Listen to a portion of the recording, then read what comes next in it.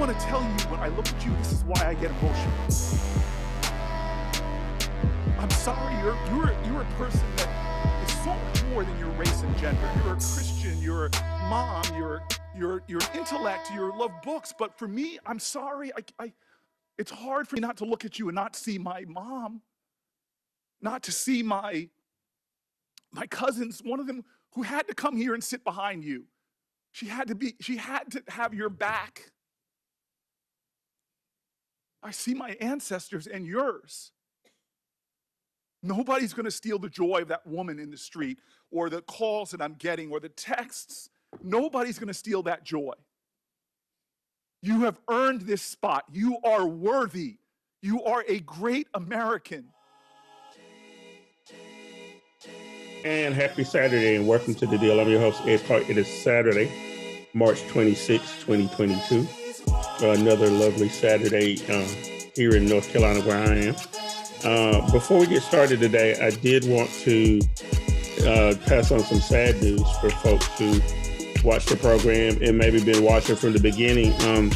The very first program when we were trying to experiment with this was a live broadcast on Wednesday nights. And we were mainly talking about COVID and things around COVID. And the first guest was a Dr. Warshell Faison,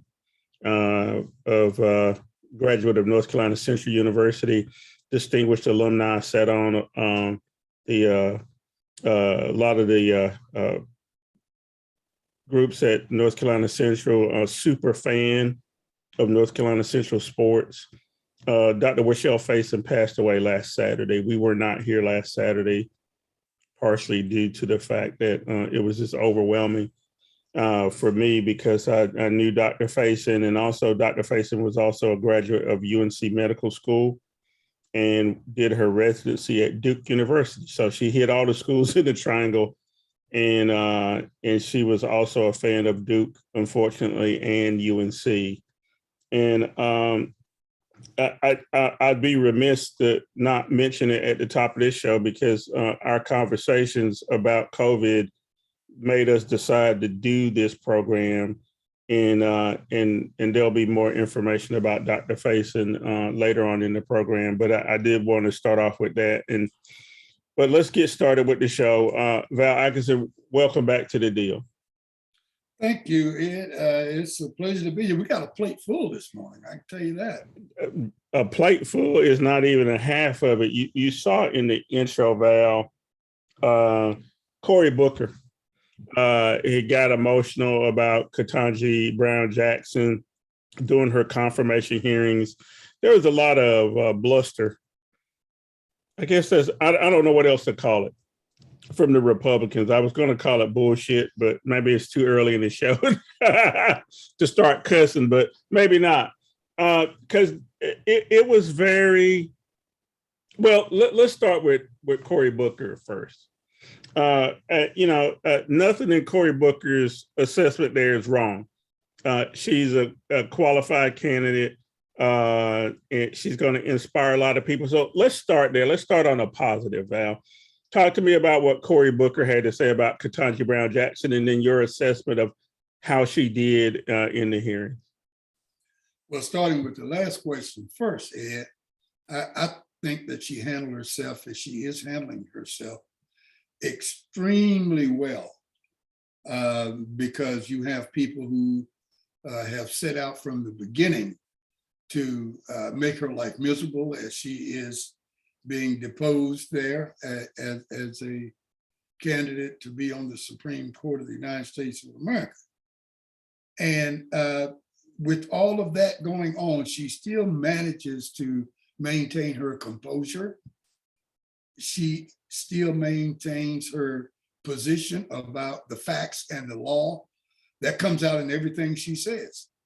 They try to drag her into giving her personal opinion about issues, and she constantly rises above that and say, that's not what a jurist does.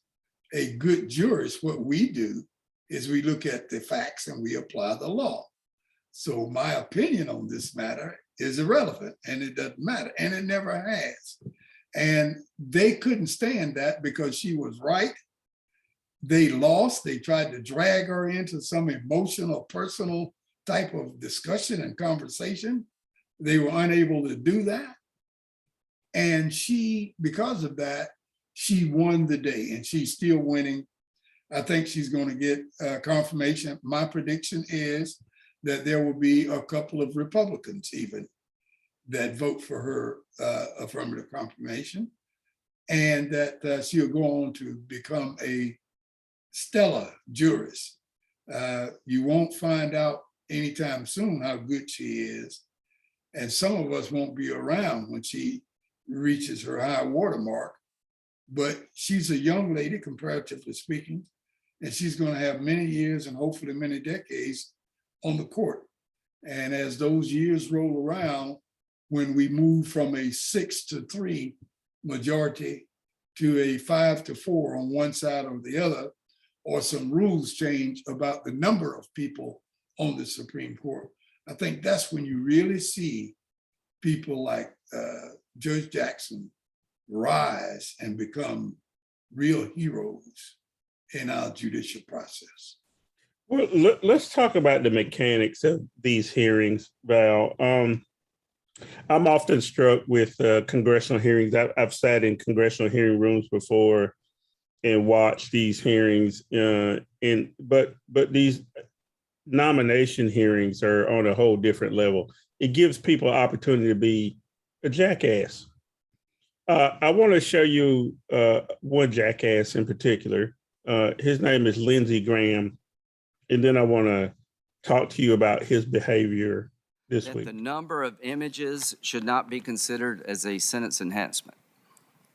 Senator, with respect to the computer, one of the most effective deterrents is one that I imposed in every case and that judges across the country impose in every case, which is substantial supervision.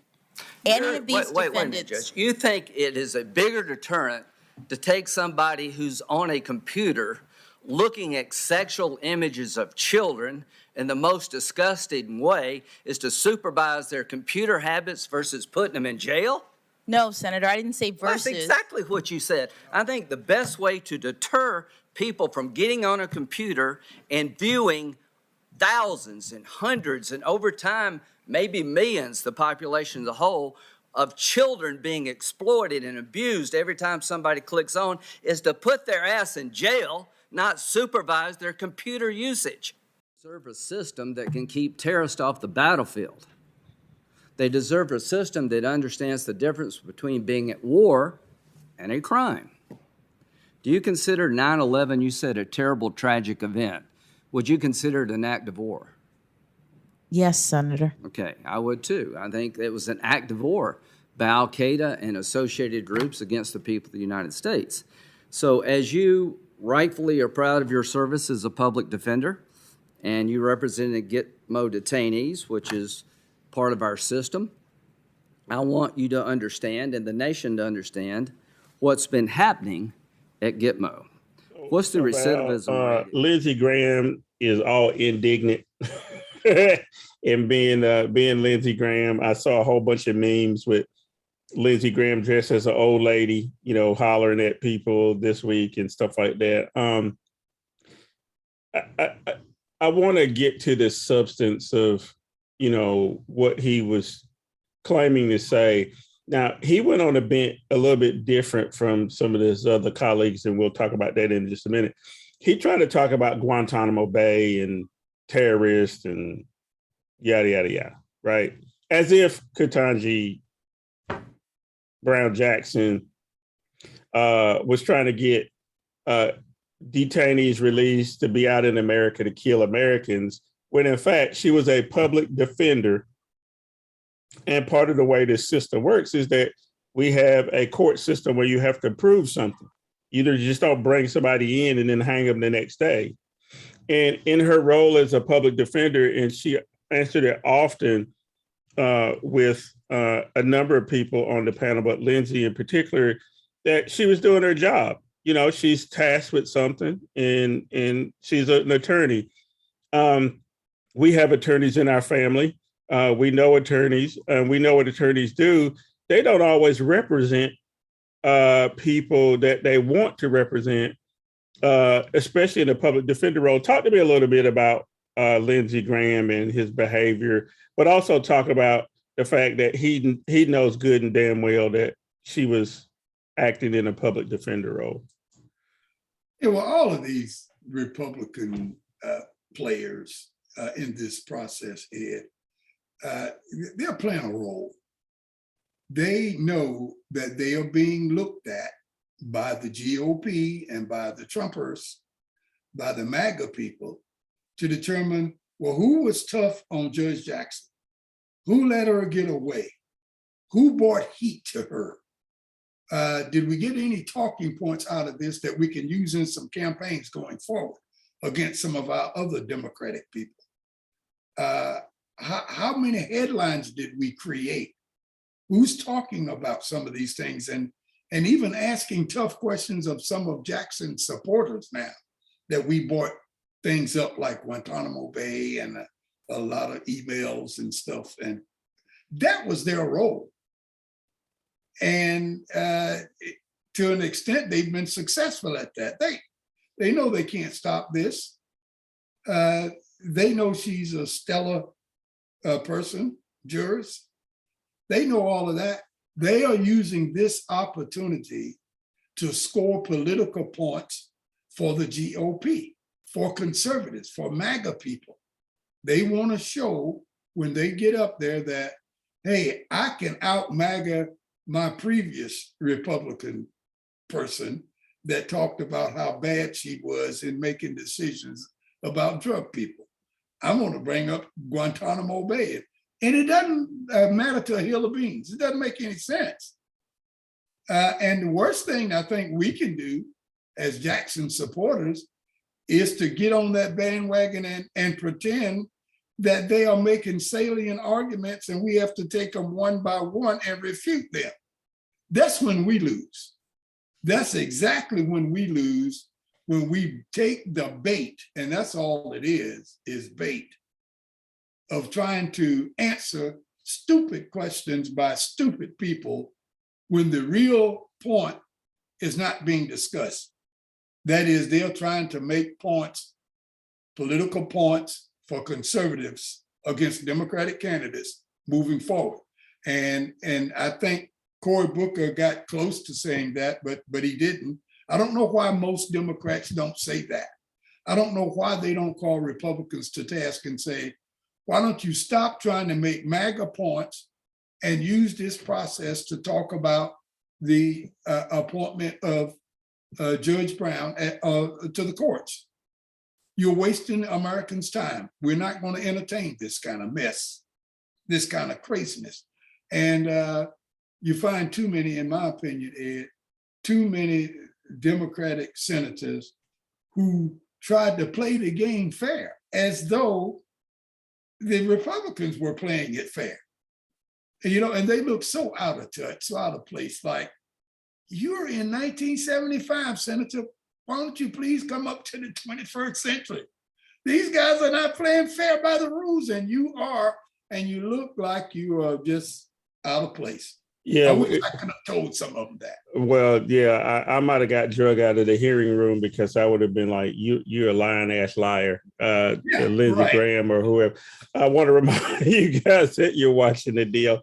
I'm your host, Ed Clark. That's Val Atkinson. We're talking about the hearings this week for Judge Ketanji Brown Jackson. One of the things that, again, there's a lot of optics in these things. And you see family members sitting behind the judge. You see other supporters of the judge there. And then her daughter was in the audience, and a lot was made of, how her daughter looked proud of her mom, right? But one of the things that kept coming up was obviously about the child porn stuff. We saw Lindsey Graham talk about that. But our other buddy, Ted Cruz, and this is the last thing I'm going to say about these people on the right, and you're absolutely right about them trying to score political points. Ted Cruz tried to bring in a book called Anti-Racist Baby. Let's look at that clip, and then we'll finish this up. They include a book called Anti-Racist Baby by Ibram Kendi. And there are portions of this book that I find really quite remarkable. One portion of the book says babies are taught to be racist or anti-racist. There is no neutrality. Another portion of the book, they recommend to babies confess when being racist. Now, this is a book that is taught at Georgetown. Okay, Val, this is a $8 book you can buy on Amazon, and it basically says don't teach your babies to be racist because you are, as parents, have influence over your children. And Ted Cruz basically tried to mock that and try to make it some big test about critical race theory, I suppose, right? And then, you know, I get the feeling that Ted Cruz is, you know, he may be the most odious person ever to be in the Senate. And that's hard to match with people like Strom Thurmond and Eastland and people like that haven't been in the Senate. But Ted Cruz is trying to be the most odious person ever in the Senate. He's so cynical, it's sad. One of the things about Ted Cruz, Val, is that he was tweeting every time he tried to score one of those points. And I tweeted back to him, I'm watching the hearing, and you could see him looking at his Twitter on his phone. And I tweeted back to him doing one of his things, telling him he was the most odious person ever in the history of the Senate. I guess the last word on this, Val, she gets onto the court. Is it 52-48, or what's your prediction on this? Because I think it's a done deal. And they tried to score points, but I don't think they scored what they thought they were going to score from the Republican side. Well, what's the final vote on this? I think you called it, Ed, hit the nail on the head. I'm calling it 52-48. All Democrats, all 50, will vote affirmatively. And I figure a couple of Republicans, and I can't say right now who they may be, but I figure 2 will come over to the other side and make it 52-48. I don't think we have to worry about normal nemesis in cases like this with the Senate, Christian Sinema and Joe Manchin, because they know better than to wade into this water. They can't come up with an excuse why they're doing this, and it would be totally obvious that they are flies in the ointment, that they are not real Democrats, that they are anti-democratic party. So they're gonna go ahead and stay home and vote with the Democrats on this one. And they'll come back to fight us on other issues another day. So 52-48 is my call. Okay, so let's stay on the court for a second. I know you were probably panicked early this week when you realized that Clarence Thomas was in the hospital. Let's look at the clip and we'll talk about it. Supreme Court Justice Clarence Thomas has been discharged from the hospital after nearly a week. Justice Thomas was hospitalized last Friday after experiencing flu-like symptoms. According to the court, he was treated for an infection with intravenous antibiotics. Initially, he was expected to be released from the hospital earlier this week. The court says Justice Thomas did not have COVID. We'll have more on the contrary. You know, Val, I don't wish anybody ill, and let's get that straight. I'm glad Clarence Thomas seems to be on the mend. He was in the hospital for some flu-like symptoms. They're denying that it was COVID related. Maybe it was, maybe it wasn't. Doesn't matter. He was there in the hospital. Clarence Thomas has been sturdy on the right as a vote. There's no tipping his hand that he may even go the other way on any case. You know where he's gonna be on the court. Talk to me real quick about Clarence Thomas before we get into some other news about Clarence Thomas and his wife. But talk to me about Clarence Thomas and his impact on the court and just how long he's been there. I don't know if people realize how long Clarence Thomas has been on the court and how cynical it was to put Clarence Thomas on the court back at the time when George Bush nominated him, knowing full well that he was not a real replacement, for Thurgood Marshall. Right. Clarence Thomas, as you said, was nominated by President George H.W. Bush back in the late 80s, early 90s. And it was a mess of a hearing simply because there was an allegation by Anita Hill that Clarence Thomas had sexually harassed her. And that type of allegation had never come up during a hearing in a Supreme Court case appointment before. And so this was big. It was the first and biggest news item in every newspaper, radio station, television station that you can find, because the internet was nowhere near it is where it is now. So all of those three carriers of news had the Clarence Thomas, Anita Hill saga as this #1 lead story. And it turned political real quick because Republicans were trying to make some hay by nominating a person of color to replace Thurgood Marshall, but having them to be politically aligned with the right, politically aligned with the GOP. So on voting issues, they felt that they would have a win-win situation.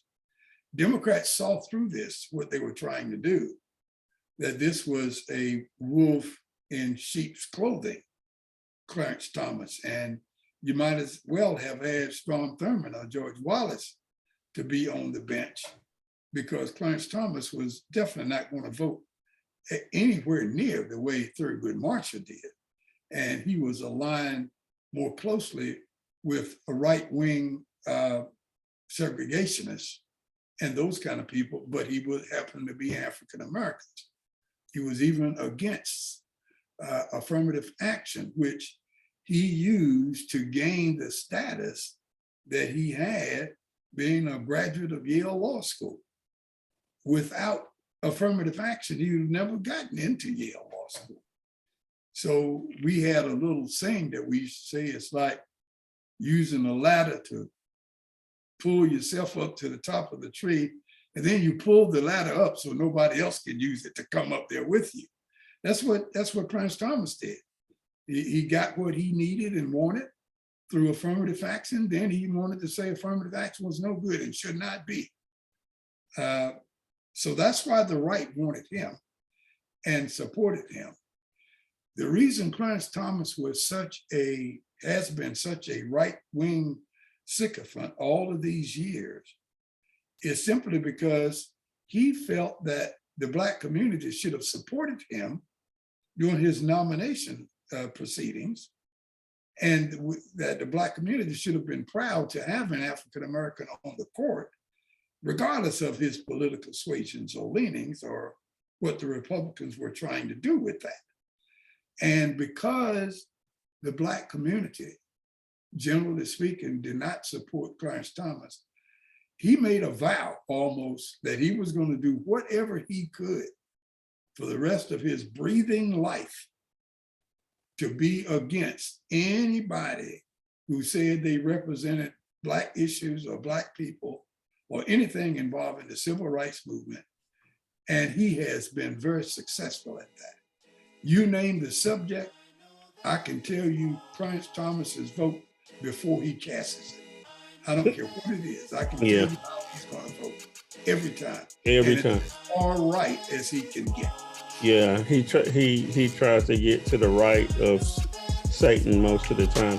Hey Val, look, it looks like we need to take a break. And when we come back, what I want to do is finish up on Clarence Thomas, because I want to talk about his wife, Virginia. So stay right there. We'll be right back after this message.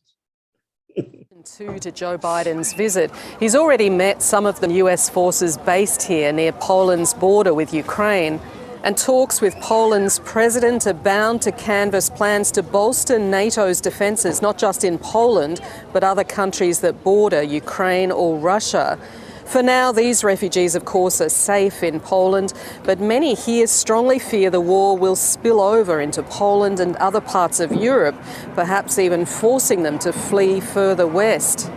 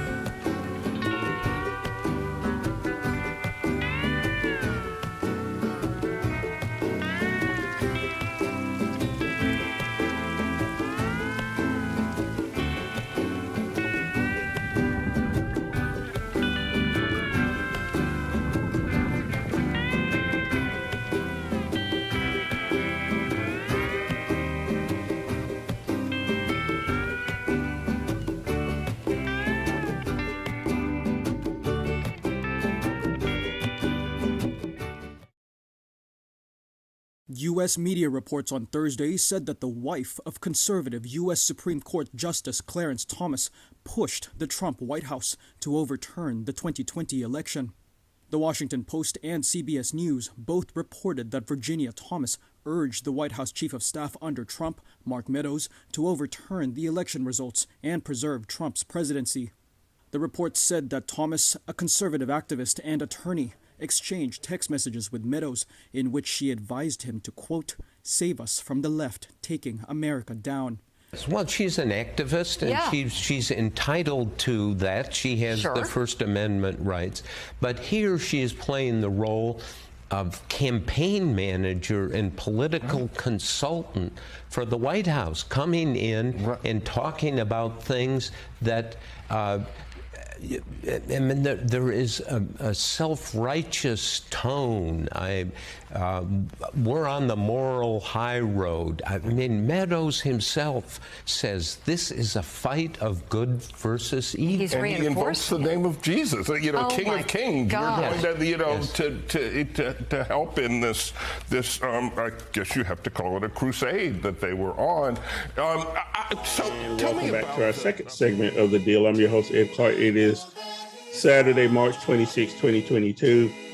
We were talking about the Supreme Court when we left, and Val's running buddy, Clarence Thomas, his favorite justice of all time. I think Val has a poster of him up in his office there. So, not Clarence Thomas, Val, coming back in from the break, we saw a clip about his lovely wife, Virginia Thomas.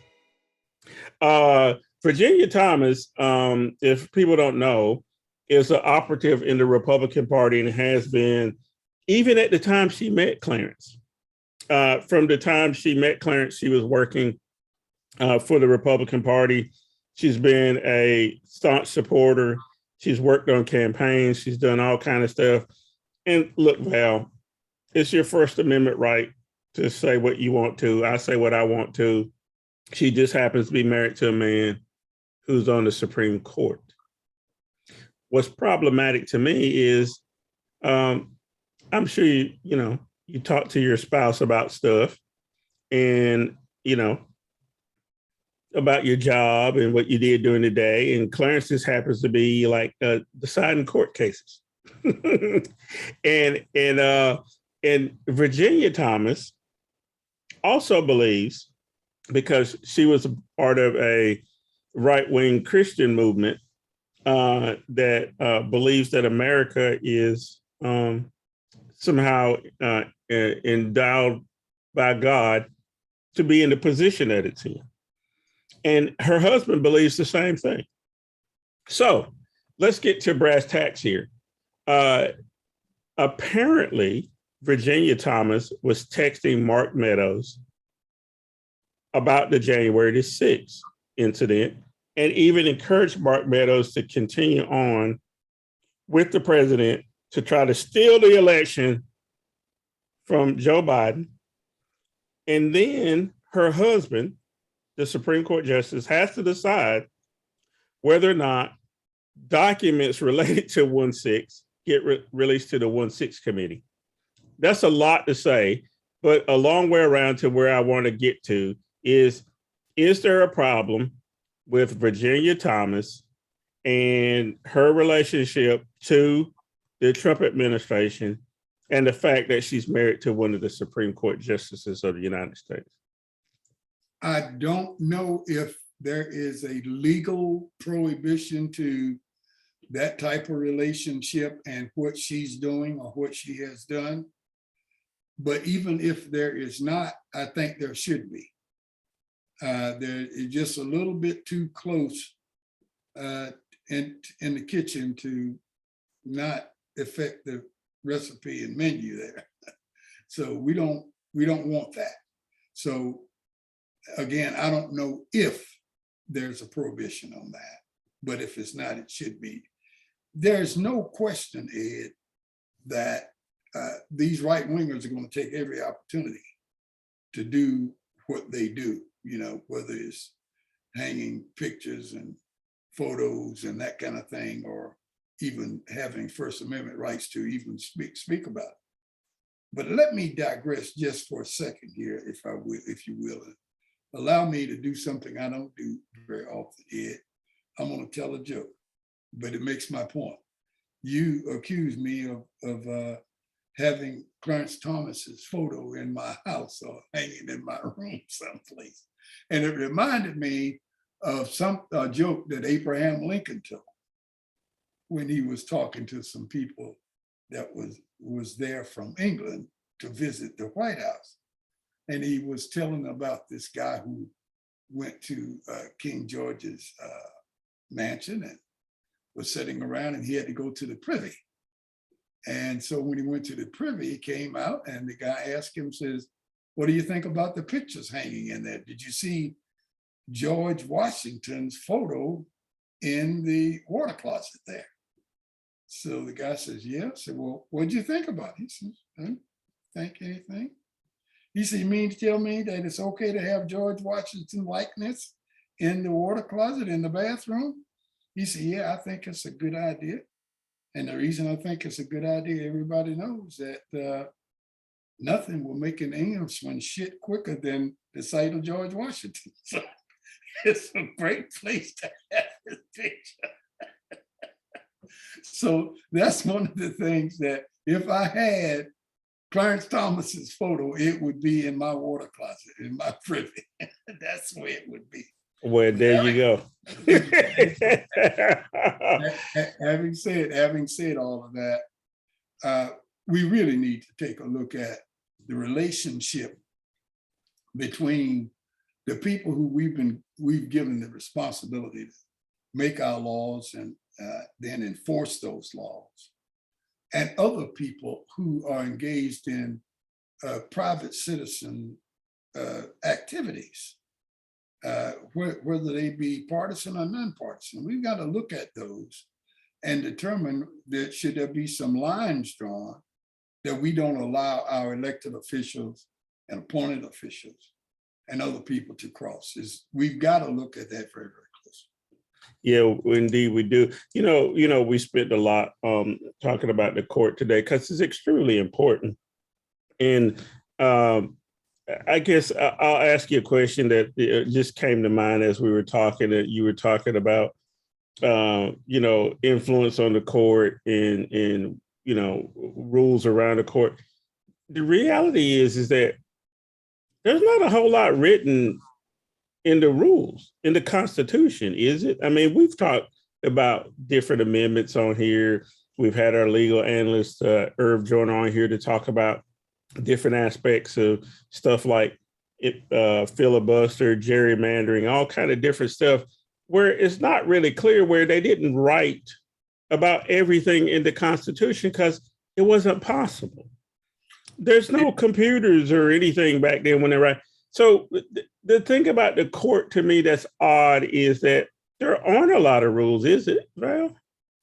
There are not a lot of rules, and some constitutionalists say that it was intended to be that way. The framers of the Constitution intended to be vague so that the country could grow, and lawmakers in times not present yet could make decisions about the law and the process that was germane to the way life in the country is at that particular time, as opposed to being locked into the past forever, that those types of decisions that people were making in 1787 are no longer relevant to the way life is now. So the Constitution was written that way. And for that, getting back to why we are spending so much time on the courts this morning, is that the court is the final arbiter. The Supreme Court of the United States we're supposed to have 3 co-equal branches of government, and there's supposed to be oversight and checks and balances. But the way things work, the Supreme Court itself is the final arbiter for everything that goes on. And I think more attention needs to be given to that. That's why I think we should have term limits on the court. I think the number of people on the court should be raised. I think every president should have an opportunity to make appointments to the courts. And if you have term limits and increase the numbers, there will be people coming off and going on all the time. And you won't have concerns about manipulating the courts for political purposes and political gains. It should not be. The court, if it's going to be the final arbiter, it must be fair, and it must be without politicization.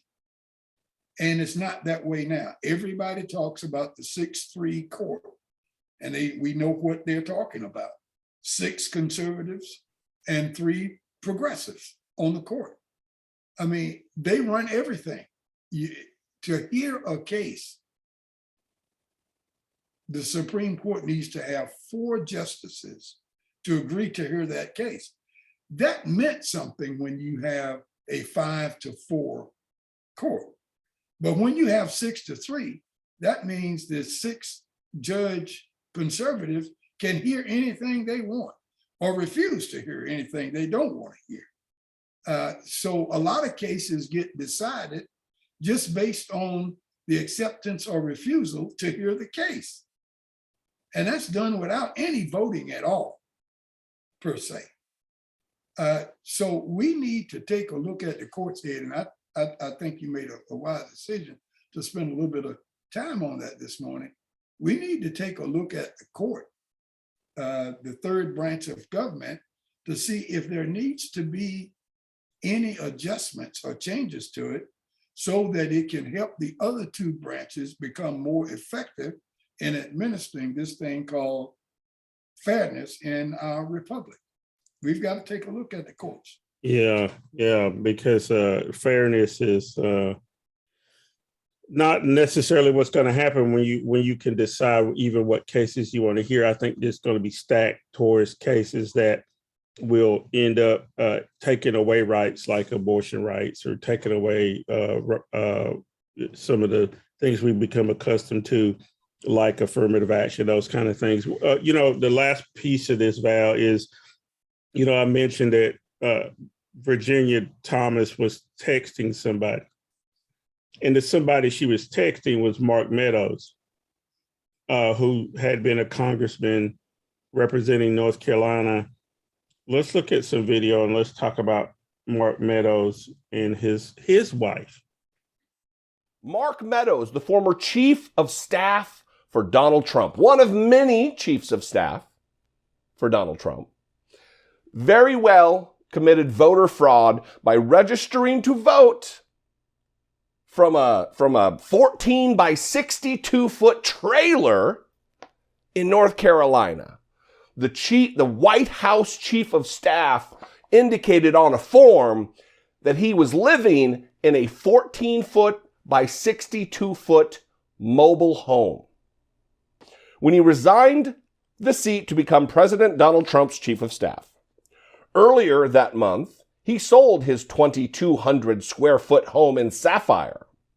He and his wife Debbie also had a condo in Virginia near Washington, D.C. So they own multiple homes. He sold the home in North Carolina. Keep that in mind. He sold the home in North Carolina, leaving him not a resident of the state of North Carolina. But as so Val, Mark Meadows should be in a lot of trouble.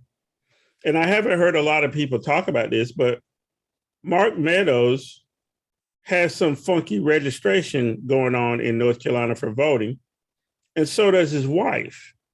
Apparently, Mr. Meadows sold his house in North Carolina when he went to work for Donald Trump as the chief of staff and didn't have another residence in North Carolina. But on his applications, he's had multiple addresses on them for voting. And one of those addresses happens to be a trailer on somebody else's land in a trailer he does not own. What would have happened if Val Atkinson had gone to DC to work for Barack Obama and had a questionable voter registration in a county that had Republicans in charge of the Board of Elections, Val? Speculate for me there. Yeah, first of all, they would have caught it in time. They would have pulled that and the vote wouldn't have counted. Secondly, I would have been under immediate investigation. I would have been charged. I would have been, if possible, arrested, incarcerated, based on whatever the law provides for remedy for such a crime. I would have received the maximum for that. Me, along with the other 330 some odd million Americans. But it seems as though if you are a politician, especially if you are a conservative politician, and I want every Democratic politician to hear what I'm saying right now. It appears to us non-voting politicians that Democrats are afraid of Republicans. Democrats put Republicans above the law. They refuse to hold them accountable. They want Republicans to come in and get the key, unlock the cell door, get in the jail, lock the door behind them, and throw the keys back out under the door. Democrats don't want to be the jailer. They want to provide the facts and the data, and everybody said it's overwhelming, and you should resign or go and lock yourself up in the jail. Well, if that's the case, I don't need to be paying you money as the jailer, Democrats. You know, you want somebody else to do your job. You go do your job, arrest this guy, put him in jail. Merrick Garland, I'm talking to you. Arrest this guy, put him in jail, and let the law take its proper route. Yeah. Well, we'll see if any of that happens. I suspect that there will be some excuses going on and some machinations over trying not to bring justice in this case. Hey, Val, I hear some music. That means we need to take our final break. And when we come back, I want to switch gears and go overseas. I want to talk about Ukraine a little bit. I want to talk about Britney Griener, who's in jail in Russia. And I want to talk about Kyrie Irving. So stay right there. We'll be right back after this message. In America, millions of families are facing hunger. Many are forced to choose between food and other necessities. I'm stuck between paying for medications or paying for food. John from Maine. After rent and power, I can get groceries. It's sad to say food comes last. Anna from Texas.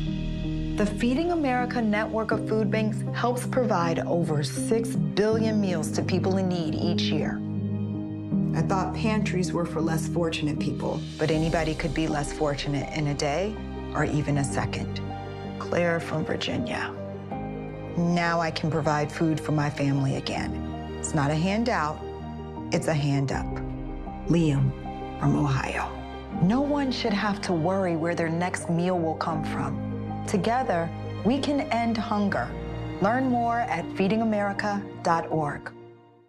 And welcome back to our final segment of the deal. I'm your host, Ed Clark. That's Val Atkinson. And we're just having our little Saturday chit chat like we often do. Dr. Nicole McFarland's off doing something this week. She's not here. We plan on having other guests in here as the year goes by. And, sometimes it's just hard to produce a show. But people don't know this, Val. But, we get up early on Saturday morning and try to make this as timely and topical as possible. We're downloading video and talking about topics up to the moment that we come on the air. And we put a lot of effort in that. And I say that to say that if you believe in this program, let other people know.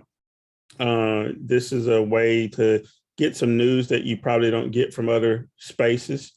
We can say things in a little bit more freer manner. Val can tell Abraham Lincoln jokes without being censored, that kind of thing. And you hear a variety of voices and opinions on here. We've had some great guests over the couple of years that we've been on. And as I mentioned, coming on today, Val, we lost our first guest, Dr. Warshell Faison, from Duplin County, North Carolina, great doctor, advocate for elderly care and so on and so forth. So this is a good place to come to get information, is my point. So let's wrap this up, Val. We ended talking about Mark Meadows and sort of the all the shady stuff that was going on in the Trump administration. But there's the administration that's in now, the Biden administration, they have a problem.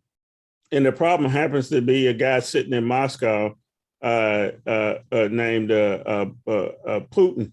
And Putin has decided to invade his neighbors multiple times over the last couple of decades.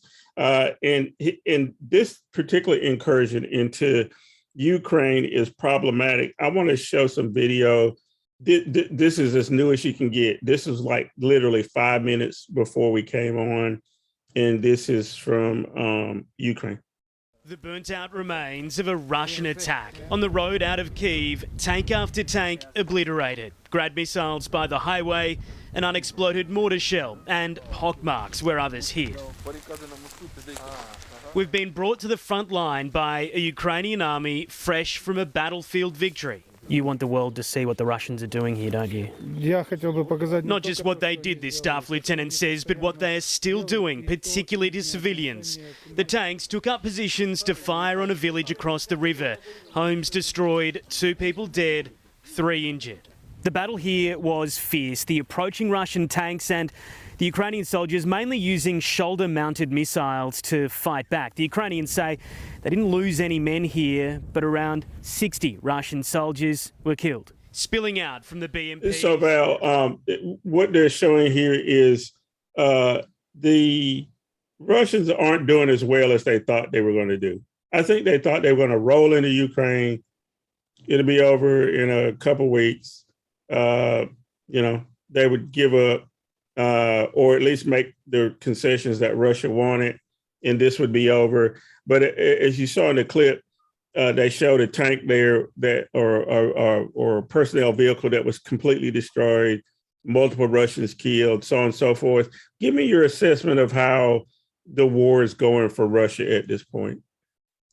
Not going well at all. There have been several general officers that have been captured or killed.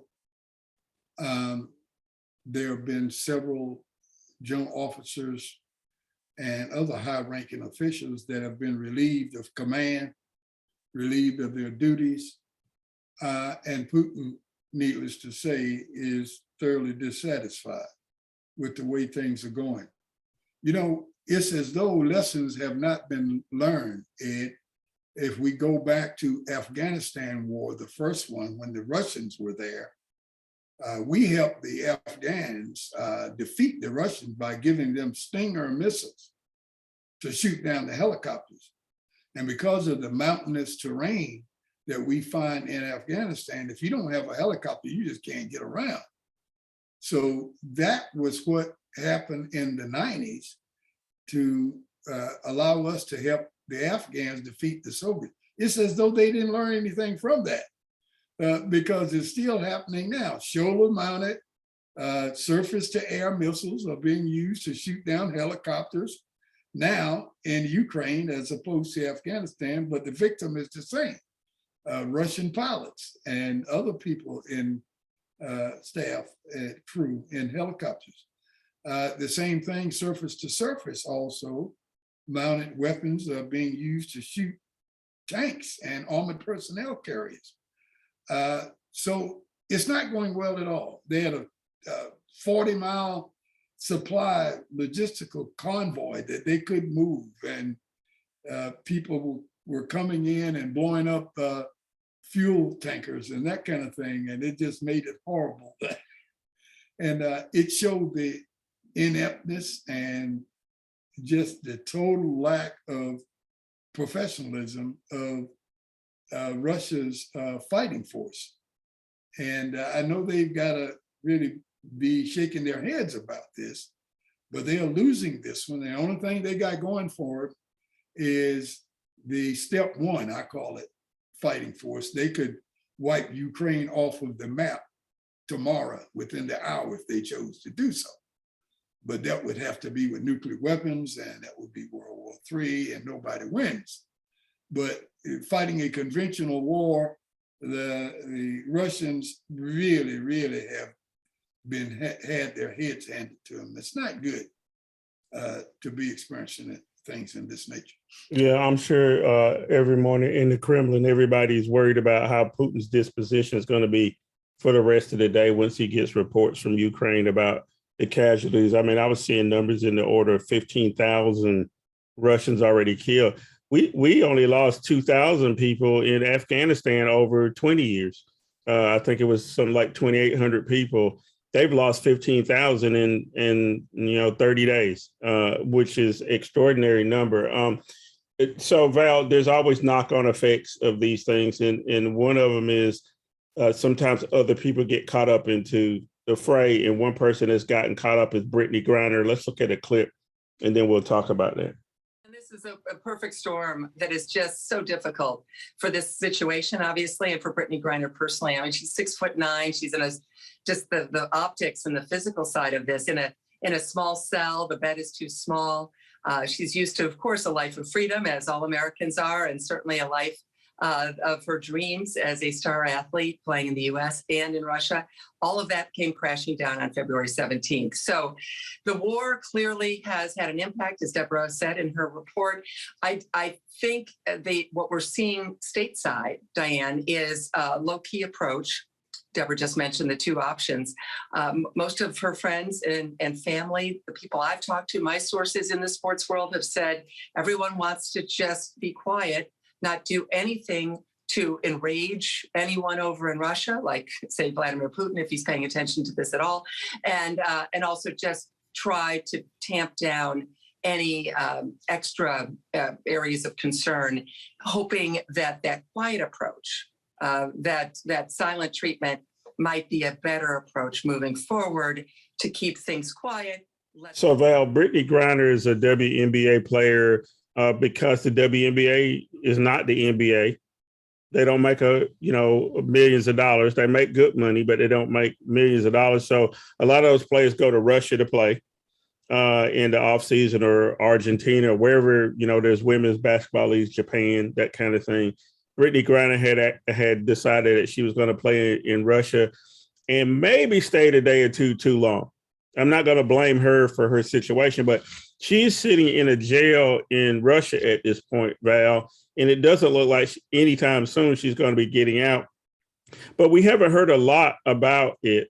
And one of the things that they speculate in the clip that we showed is that they don't want to antagonize Putin and maybe get more harsh treatment for Britney Griener. What is your assessment of how that story's been covered here? And is there anything that you think is probably going on behind the scenes to try to get her out? Well, first of all, the approach that the American media has taken, and the global Western media, I might add, is they want to show the suffering of the Ukrainian people to really do some tear jerking, as it were, and make the rest of the world see how horrible this is. Putin is a terrible guy, and we should all get on the side of the Ukrainians, and ain't this a terrible thing? That's the position the media has taken. So they don't want to get off of that right now. The Britney Griener case is a distraction from that approach. And as you said earlier, and as was said in the piece, we don't want to, give Putin any more reasons to do any crazy stuff, no more than he's already doing. So the attention hasn't been given to Britney. The other side of that is, if in fact the allegations are true, then we don't want to be seen, we in the United States don't want to be seen as disrespecting other countries' laws. Although marijuana is legal in many, many states and locales here in the United States, we are bound to respect the laws of other countries, just as we expect foreigners to come here and respect our laws. So because of that, we can't give a lot of attention to what's going on with Britney. We hope that she's been treated well. All indications indicate that she is. She hasn't gone to trial yet. I personally look to see a deal being made for her. I don't expect her to be there long term.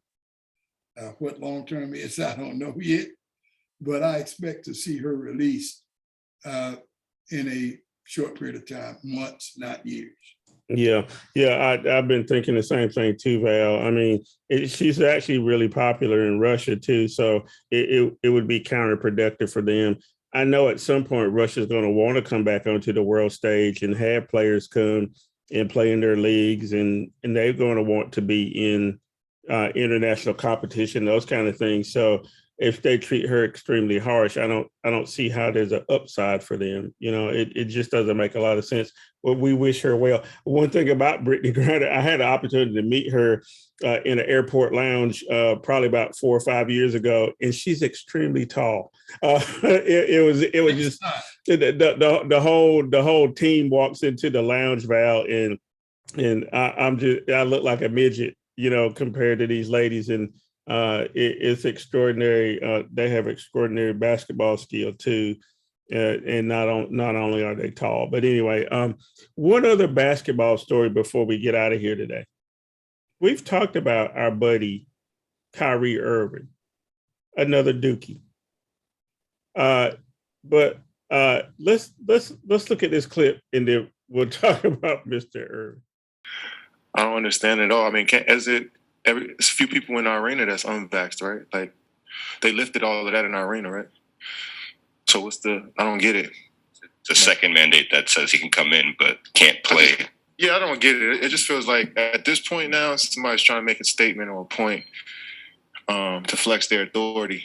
But, everybody out here looking for attention, and that's what I feel like the mayor wants right now, some attention, but he'll figure it out soon. He better. But it just didn't make any sense. Like, there's unvaxxed people in this building already. We got a guy who can come into the building. I guess, are they fearing our safety? I don't get it. So, yeah, we're all confused. Pretty much everybody in the world is confused at this point. Early on in the season, people didn't understand what was going on, but now it just looks stupid. So hopefully, Eric, you got to figure this out. Okay, Val, so that was last weekend. Kyrie's teammate, Kevin Durant, was making a lot of hay out of the fact that there was still this vaccine mandate to be able to play in Madison Square Garden. That's been lifted. But let's backtrack a little bit. I personally didn't think Kevin Durant should have stepped into criticizing the mayor over the policy, because the mayor is not the only person who makes that policy about who should be vaccinated. Number two is Kyrie could have ended all of this by being vaccinated or just sitting the season out. I mean, there was a rule about vaccination, and for good reason, because a lot of damn people in New York died at the beginning of COVID. There's no two ways around it. Talk to me about athletes, and what I see sometimes is there's self-importance, where Kyrie made this all about him, and Durant stepped into this conversation about public health policy and so on and so forth. Was that too much? And now that Kyrie can play, how far could they go if they can win some of these last few games and get into the playoffs? Well, I think I'd like to start by saying it would behoove people like Kevin Durant to like stay in your lane. This is something that Judge Jackson has repeatedly said in her confirmation hearing. I stay in my lane, but KD needs to listen to some of that. He's a great ball player. He's not a politician, although he's an American citizen. He has First Amendment rights. He can say what he wants. But, you know, stay in your lane on certain things. And I think it'll be a lot better. I'm concerned about him taking the adversarial role against the mayor, as you mentioned, Ed. I don't think that was necessary. I am glad that there's an opportunity to have the policy to look like it's more fair than it was in the past. I disagree that my fellow Dookie, Kyrie Irving, should have gone as long as he did and taken the route that he did. But it wasn't surprising to me. I've said to you and on this show before, when I first discovered that Kyrie Irving was a card-carrying member of the Flat Earth Society, nothing else he said could surprise me. So it didn't surprise me at all when he came out and says he wasn't taking no vaccination and they don't work or whatever he said. You know, flat earthers can say anything they want and it all makes sense to somebody out there. But seriously speaking, I'm glad that it's over. And to answer your last question, I think it may have some impact, albeit minimal, on how things work out in terms of who makes the playoffs and what teams make the playoffs and how far they go. But I don't think it would be a discerning factor. I don't think the return of Kyrie Irving will tick the Brooklyn Nets up to the point that they're going to win the NBA championship or something of that nature. Yeah. They'll be better than what they would have been without Kyrie, but they're not going anywhere with just Kyrie and KD. KD is a great ball player, in my opinion. He's probably the best right now. But one guy, and Duke is showing everybody this, one guy has a hard time beating five. Yeah, that's Even true. two guys have a hard time beating five. So, well, you know what, Val? They end up on basketball. You know, the March Madness is going on.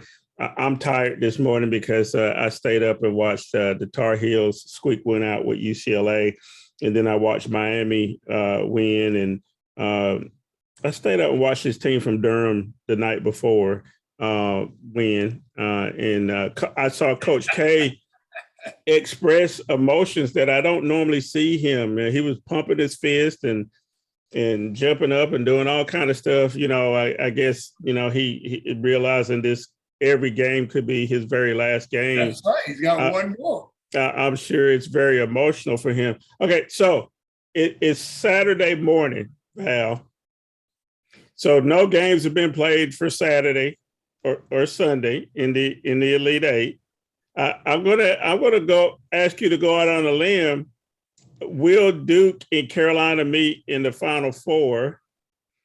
And then will Miami squeak in there and get into the Final Four? Any thoughts on any of that? Well, that's exactly what I was going to say, is that who would have thunk it that right now we have 3 teams from the ACC in the Elite Eight. You know, if you'd have started off from the beginning when we had 68 teams, I would have said no way. No. No way. 3 teams from the ACC, because the ACC has had a down year, comparatively speaking, this year. They allowed a football conference to come up and be better than they were. That's the SEC. But we got 3 teams, Miami, Duke, and Carolina all made the Elite 8. And I believe that we will have what I'm calling a Duke UNC 4.0. This will be the 4th time that these guys would have met this year. If they win their games, Duke against Arkansas and UNC against St. Peter, then they both would go to the Final Four and they will play each other in that semifinal game, which would be historic. Yeah. Coach K playing his last, making the Final Four, playing against his nemesis to see who goes to the championship game. I could write a couple of columns about that right now. But if you're asking me who's going to win it all, I hate to say it, but it's not going to be one of those 3 ACC teams. I'm putting my money on the Jayhawkers from Kansas. So, well, we'll see. I'm gonna tell everybody, I'm gonna be honest about this. I have Kansas winning too, but I don't have UNC in the Final Four. I don't know what possessed me, but I put down St. Peter's in my bracket up until this point, but I had St. Peter's playing Baylor and not UNC. So I'm going to be honest. I did not have UNC in the Elite 8, and I have Kansas winning it all. So there it is. It's for the record. I do have Duke. But I wanted to say one last thing, and I know we got to go. But there's a certain type of team that has emerged that people got to watch out for, and I'll give you their names first before I tell you. Arkansas, Houston, Miami, those guys play a certain type of basketball. Yeah. And it doesn't matter how tall you are or how many articles you're having written about you or how stellar your coach is. These guys play Rucker Park, YMCA street ball. And that's hard to beat when you got a bunch of guys who played parochial ball in high school. And the mamas told them, don't go down there and play with them boys. They play rough, you know. That's what's happening in college basketball today. That's why St. Peter's is doing well. Arkansas is doing well. And Houston looks real good. My second thought, if Kansas doesn't win it all, it's going to be Houston. Yeah. Well, you know what, Val? I'm scared of that St. Pete UNC matchup. Just to be honest with you. Anyway, you know, we're out of time. Tell me something good. So tell me something I need to know or anything I got to look forward to in the week coming up. Well, we just had the sorority of Delta Sigma Theta had his presentation of gerrymandering and redistricting and how it affects your vote. And they were kind enough to ask me to be their guest speaker. And to your benefit, Ed, they had seen us on the deal and they thought that we would make a good choice to do that, to be a representative of something that they are trying to do and put forward. And it was very successful. Had almost 100 people sign into Zoom, and not to mention how far that goes, they're going to record it. So they gave thanks and recommendations to the deal and to connections and to Val Atkinson and Ed Clark, Herb Jonah, for the contributions that we've made to making their redistricting Zoom meeting a success. Well, that's a good deal. Well, Val, that means I hear some music, so we got to go. But folks, go out and do some good for somebody today. That's what we always say. And then come back with us next Saturday for more of The Deal with Ed Clark and Val Atkinson. See you next week. Bye.